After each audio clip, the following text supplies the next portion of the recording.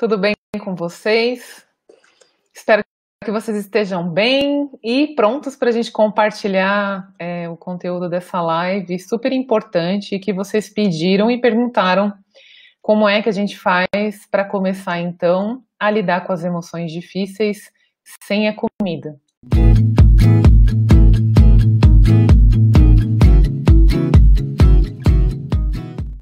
Eu queria começar dizendo para vocês então que as nossas emoções elas são mensageiras e é assim que a gente precisa encarar isso que surge dentro da gente. Às vezes é um pouco desafiador porque em geral a gente tende a querer sempre estar no bem-estar e no neutro e muitas vezes as emoções elas mexem com a gente, elas tiram a gente do nosso centro.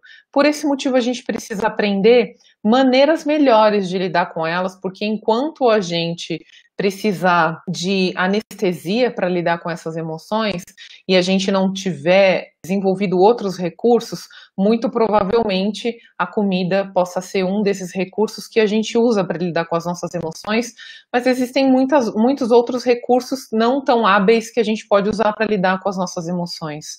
E elas podem causar problemas em geral para a nossa vida, mas nesse caso em que a gente está falando de você, principalmente para você mesmo, porque muitas vezes se a gente tem uma reação que a gente não gostaria, que é contra os nossos valores, então às vezes a gente não gostaria de gritar ou não gostaria de tratar mal uma outra pessoa naquele calor da emoção, então às vezes isso também vai trazer sofrimento para a gente mesmo, por isso que a gente pode aprender e se dedicar a lidar com as emoções que na verdade não são um bicho de 7 cabeças. Então eu queria começar falando para vocês que as emoções são respostas, certo? Então as emoções nos predispõem a algumas ações condicionadas. Então eu vou dar um exemplo para vocês assim. Então imagina que a gente está bravo.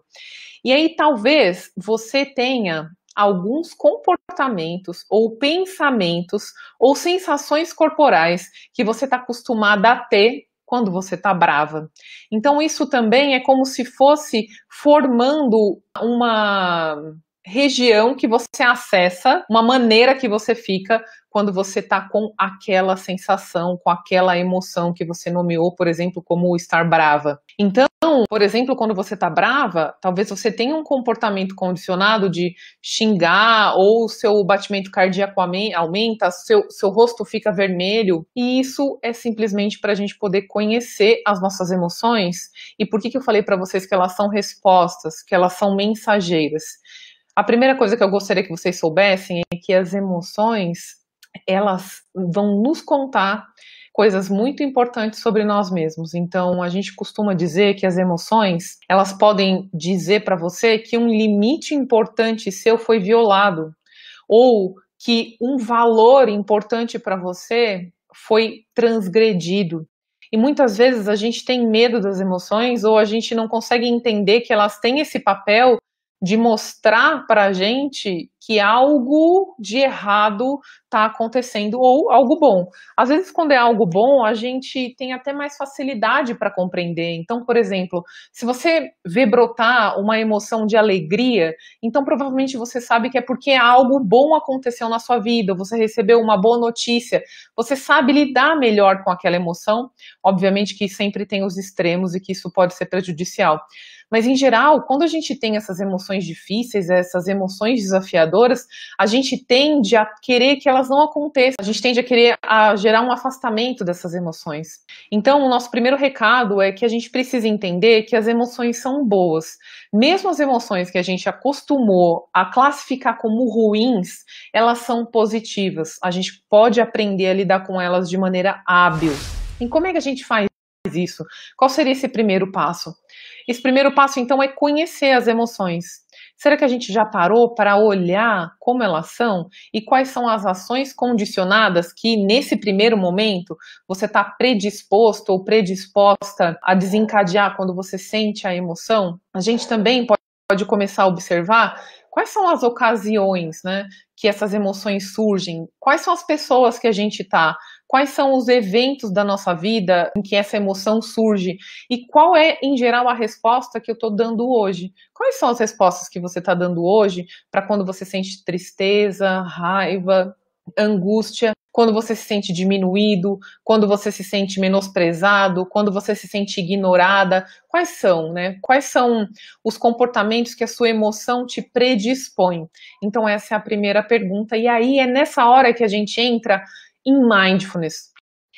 E aí eu queria dizer para vocês algo que é muito importante quando vocês começarem a olhar para as suas emoções, é que muitas vezes vocês vão precisar de ajuda, mas que também as nossas emoções, elas podem ser muito poderosas e elas podem entrar com tudo, digamos assim, na casa que somos nós mesmos, né? Então elas podem realmente fazer uma verdadeira bagunça. Por esse motivo, é importante você saber que do mesmo jeito que a gente vai começar a se abrir para olhar para as emoções, a gente também tem o poder de regular o quanto a gente vai olhar para elas.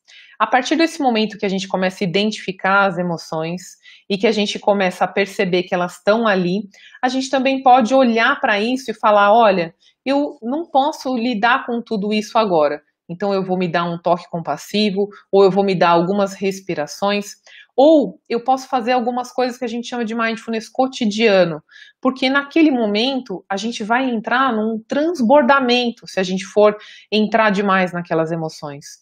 Então o Dalai Lama, uma vez foi questionado a ele, né, quanto sofrimento a gente tem que aguentar dentro de uma prática de mindfulness? Ele disse muito pouco. Então, o que eu gostaria de dizer para vocês é que, assim, nessas horas, não vale aquela premissa que o melhor é ser super corajoso. A gente pode sim ser corajoso, saber que as emoções não precisam causar medo, que elas são manejáveis, elas são mensuráveis e elas são transitórias. Mas, naquele dia que a gente não está bem, a gente pode só executar um ato de cuidado para a gente poder lidar com aquelas emoções. A gente pode só abrir aquele espaço que a gente conversou para identificar qual é a emoção que está ali, e a gente pode só nomear aquela emoção naquele primeiro momento. Nesse primeiro momento, talvez você não precise e nem deva convidar a sua emoção para sentar e tomar um chá com você.